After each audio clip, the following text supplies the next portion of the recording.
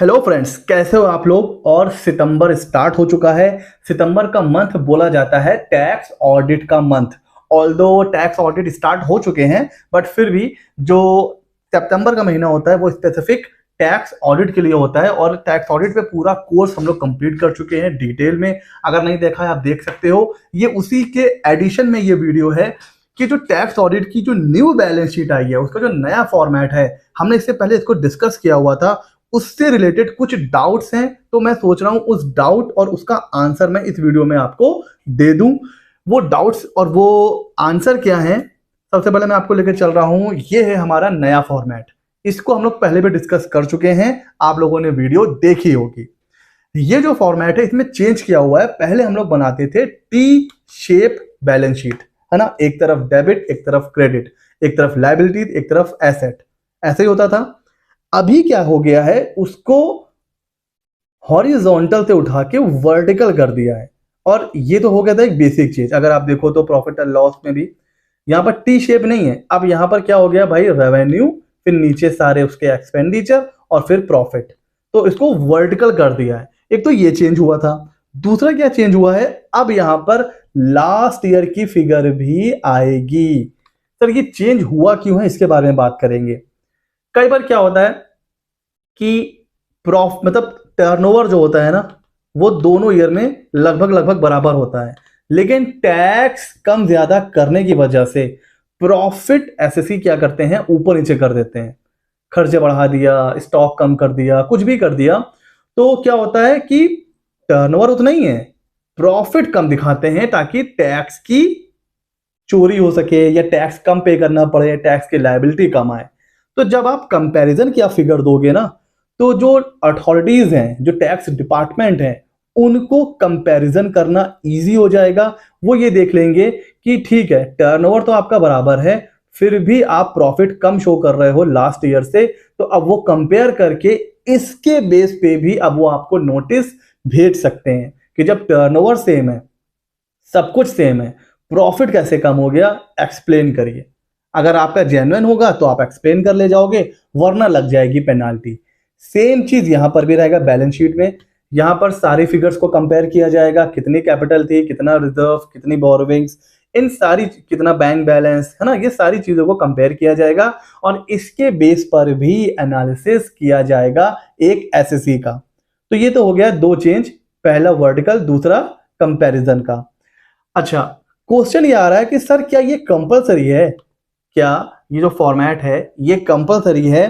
तो yes, yes, ये पूरी तरह कंपलसरी है। अब आप कहोगे सर ये कहां लिखा हुआ है, तो देखिए, ये जो नया फॉर्मेट है ना, ये इंस्टीट्यूट ऑफ चार्टर्ड अकाउंटेंट ने गाइडेंस नोट में इशू किया था लास्ट ईयर ही। लेकिन कि लास्ट ईयर कुछ फर्स्ट ईयर था, तो कुछ ने इसको अडॉप्ट किया, कुछ ने अडॉप्ट नहीं किया। बट अभी क्या है, सेकेंड ईयर चल रहा है। और इंस्टीट्यूट ऑफ चार्टर्ड अकाउंटेंट्स के जो गाइडेंस नोट होते हैं वो कहीं ना कहीं एप्लीकेबल होते हैं, आप उनको इग्नोर नहीं कर सकते हो। ठीक है, तो एज अ सीए अगर आप नॉर्मल बैलेंस शीट बना रहे हो तो वहां पर चल सकता है। जो नॉन टैक्स ऑडिट केसेस हैं, जो नॉन ऑडिट के केस हैं, वहां पर आप पुराने फॉर्मेट में आप बना सकते हो, ओल्ड फॉर्मेट आप वहां पर अडॉप्ट कर सकते हो। बट जहां टैक्स ऑडिट है वहां तो 100% आपको इसी फॉर्मेट में रिपोर्टिंग करनी होगी।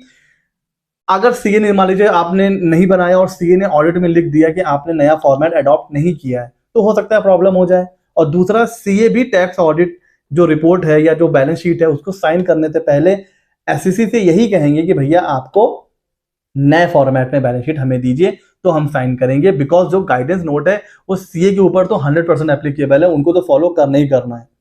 तो इन सारी चीजों को कंसीडर करते हुए ये मैंडेटरी है कि आप जब भी प्रॉफिट एंड लॉस और बैलेंस शीट बनाएंगे तो इसी नए फॉर्मेट के हिसाब से बनाएंगे।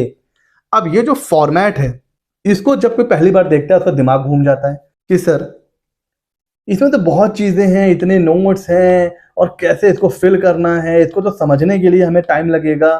तो मैं आपको सिंपली बताऊं कि बैलेंस शीट का फॉर्मेट और प्रॉफिट एंड लॉस का फॉर्मेट ये आपके लिए कंपलसरी है, ये मैंडेटरी है। इस फॉर्मेट को फॉलो करना। नोट्स का हमेशा ध्यान रखिए, कोई फॉर्मेट नहीं होता है। नोट्स क्या होते हैं, वो प्रॉफिट एंड लॉस और बैलेंस शीट के एक तरीके से पार्ट होते हैं, उसको सपोर्ट करने के लिए होते हैं। तो अगर आपको ये जो नोट्स हैं इस फॉर्मेट में नहीं बनाने हैं तो आप अपना कोई भी फॉर्मेट बना सकते हैं नोट्स का। तो आप बिल्कुल ये टेंशन मत लीजिए कि सर इतने नोट्स हैं, इनको हम कहां कहां तक लिखें, कुछ एप्लीकेबल हैं कुछ एप्लीकेबल नहीं है। इसीलिए देखिए यहां पर लिखा भी हुआ है delete what ever is not applicable.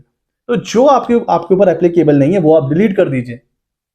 और अगर आपको लग रहा है कि ये थोड़ा सा कंफ्यूजिंग है, आप अपने नोट्स बनाना चाहते हैं तो आप अपने नोट्स भी बना सकते हैं, कोई प्रॉब्लम नहीं है। आप बस नोट्स होने चाहिए, नोट्स आप अपने हिसाब से भी बना सकते हैं।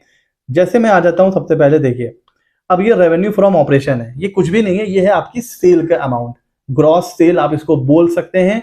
अब इसके लिए यहां पे लिखा हुआ है नोट्स 19, चलते हैं 19 के ऊपर।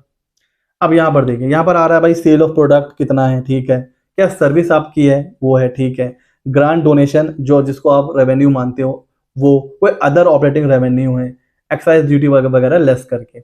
तो अगर ये सारी चीजें में से आपके पास, आप सिर्फ और सिर्फ इस समय प्रोडक्ट की सेल करते हो, आपका ट्रेडिंग बिजनेस है, तो ये सारी चीजें तो आपके ऊपर एप्लीकेबल है ही नहीं। उस केस में आप सिंपली यहां जाकर यहां पर आप नोट्स को डिलीट कर दीजिए और सिंपली आप यहां पर क्या कर सकते हैं, अमाउंट फिल कर सकते हो। आपको उस केस में नोट्स की नीड भी नहीं है। आप चाहो तो यहां पर सेल ऑफ प्रोडक्ट, ठीक है, लिख सकते हो सेल ऑफ प्रोडक्ट, ये आपने लिख दिया, हो गया काम। बस कोई आपको नोट्स देने की यहां पर नीड नहीं है, नोट्स को हटा दीजिए। फिर क्या होगा, फिर ये 19 से स्टार्ट हो जाएगा, ये 19 हो जाएगा, ये 20, ये 21, ये 22, ये 23, ये 24।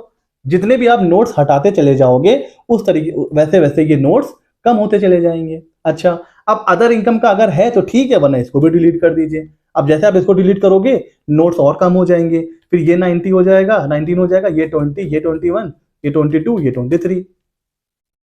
तो इस तरह से आपको क्या करना है, एडजस्ट करते चले जाना है। नोट्स की आप टेंशन मत लीजिए कि सर इतने नोट्स हैं हमें तो समझ में नहीं आ रहा है। आप अपना फॉर्मेट भी बना सकते हो नोट्स का। नोट्स क्या होते हैं, अब आपने कोई फिगर यहां पर दी है, लेट सपोज यहां पर आपने बोल दिया कि एम्प्लॉय बेनिफिट का जो आपका अमाउंट है वो है 25 लाख। तो भाई इसमें क्या क्या चीजें हैं, क्योंकि एम्प्लॉय बेनिफिट में तो बहुत चीजें आती हैं, स्टाफ वेलफेयर भी आ गया, सैलरी भी आ गया, रेम्यूनरेशन भी आ गया, कुछ अगर आपने स्टाफ को गिफ्ट दिया है जो टैक्सेबल है वो भी आ गया, और कुछ कंट्रीब्यूशन है पीएफ वगैरह, जो कुछ भी है वो सब आ जाता है। तो बाइफरकेशन क्या है इसका, 25 लाख में क्या है, तो ये बताने के लिए आपको नोट्स की नीड पड़ेगी। तो उसके लिए फिर आपको नोट्स बनाने पड़ेंगे, और कोई भी जरूरी नहीं है कि आपको ऐसे ही बनाना है। नोट्स का फॉर्मेट आप खुद डिसाइड कर सकते हो, जो भी आपको सही लगे। ठीक हो गया, ये डाउट क्लियर हो गया। अच्छा, चेंज क्या हुआ ये देखते हैं। देखिए बैलेंस शीट में क्या क्या चीजें हमें शो करनी है, ये पहले भी था और अभी भी है।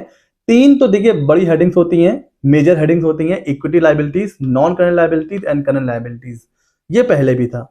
और एसेट में सिर्फ दो हेडिंग होती हैं, नॉन करंट एसेट और करंट एसेट, खत्म। अभी करंट नॉन करंट ये सब क्या है, ये सब हमने अकाउंटिंग के कोर्स में और जब हमने बैलेंस शीट डिस्कस किया था वहां पर हमने डिस्कस किया हुआ है। ठीक है, ओके। क्या चेंज हुआ है क्या चेंज नहीं हुआ है वो देखते हैं। मैं आपको लेके चल रहा हूं सीधे यहां पे डेटर्स वाले पर। जो मेजर चेंज हुआ है ना, अगर आप ऑडिट कर रहे हैं, टैक्स ऑडिट में आपको क्या क्या चीजें चेक करनी है उसकी मैं बात आपको बता रहा हूं। सीधे मैं आपको लेके चल रहा हूं, हाँ, ट्रेड रिसीवेबल्स मतलब सन्ड्री डेटर्स।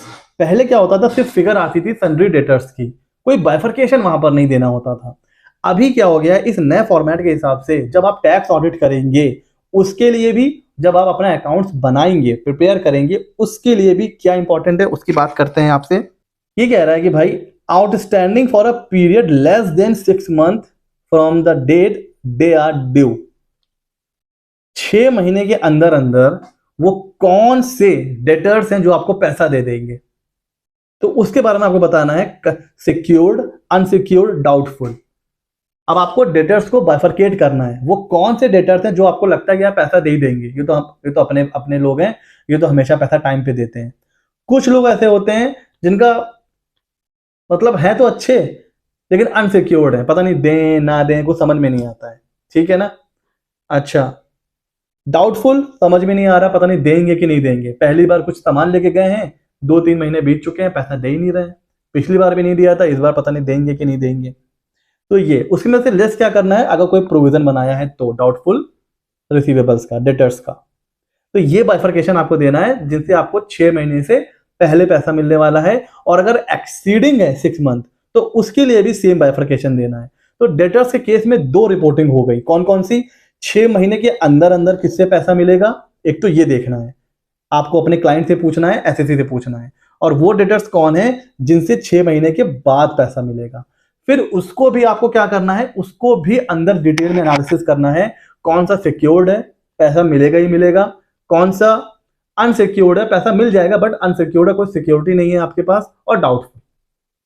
तो ये एक तो बाइफर्केशन देना है डेटर्स के केस में। बाकी सिंपली वही cash on cash equivalents, cash का पैसा सीसी अगर कोई है, कैश क्रेडिट का डेबिट बैलेंस, और current account, saving account, FD, deposit, cheque, ये सारी चीजें, ठीक है। अदर बैंक बैलेंस में क्या क्या चीजें आ जाएंगी भाई, बैंक डिपॉजिट वगैरह जो आप करते हो, तो यहां पर तो कोई बाइफर्केशन की नीड नहीं है। तो ये हो गया डेटर्स में। अब आइए ऊपर से चलते हैं और क्या क्या चीजें हैं। इन्वेंट्री में हर तरह की इन्वेंट्री आ जाएगी, रॉ मटेरियल की भी, वर्क इन प्रोग्रेस की भी, finish goods, stock in trade, stores, loose tool, इन सब चीजों को आपको अलग अलग देना है। इसमें भी कोई बात नहीं, पहले भी देना पड़ता था, ठीक है सर। अच्छा, और ऊपर आते हैं, देखते हैं कि अगर डेटर्स में हुआ है तो क्रेडिटर्स में क्या क्या चीजें हुई हैं। 9 नंबर ट्रेड पेपर्स में। तो देखिए अब यहां पर आपको 2 बाइफर्केशन देखने हैं जो बहुत इंपॉर्टेंट है। सर क्या मतलब, टोटल क्रेडिटर्स मतलब टोटल ड्यूज जो आपको पे करने हैं एमएसएमई को, और अदर देन एमएसएमई। एमएसएमई के मतलब केस में रूल होता है कि आपको एक लिमिटेड डेज के अंदर उनको पेमेंट करना है। क्यों ऐसा रूल बना हुआ है, ताकि जो एमएसएमई है, जो छोटे छोटे बिजनेसमैन हैं, उनका पैसा ज्यादा दिन तक ना रुके, ब्लॉकेज ना हो।